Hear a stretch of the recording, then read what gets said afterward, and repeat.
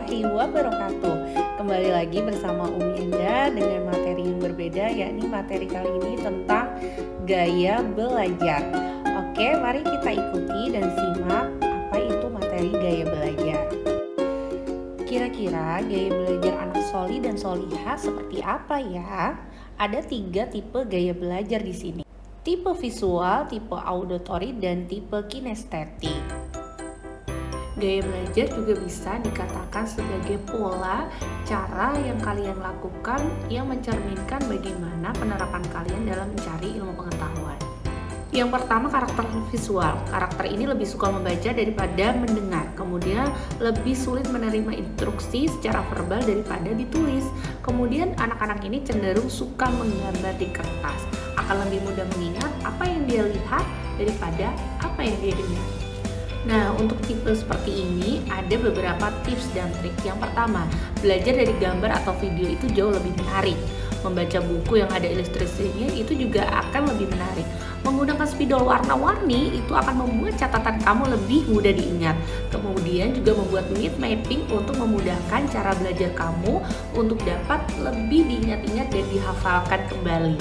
Itu merupakan tips tepat untuk cara belajar visual. Yang kedua, kita masuk gaya belajar kinestetik. Di sini pertama cirinya menyenangi belajar dengan metode praktek. Kemudian kesulitan dalam menulis akan tetapi pandai untuk bercerita. Lebih suka dengan olahraga. Cara menghafalnya atau membacanya itu dengan gerakan atau dengan berjalan-jalan, serta bercerita dengan menggunakan bahasa isyarat dan tubuh itu sangat dominan. Nah, berikut adalah tips untuk gaya belajar kinestetik. Yang pertama, saat mendapatkan materi belajar, jika memungkinkan itu harus langsung dipraktekkan anak solih. Kemudian belajar sambil melakukan aktivitas gerakan tubuh yang sederhana, contohnya mengangkat kepala, menggerakkan kaki, itu juga agar lebih optimal. Kemudian melakukan eksperimen setelah mendapatkan materi dan banyak mengikuti kegiatan ekstrakurikuler. Nah, yang ketiga adalah gaya belajar auditori. Cirinya yang pertama nih, lebih mudah mengingat apa yang dia dengar daripada apa yang dia lihat. Kemudian lebih suka mendengarkan lagu atau musik.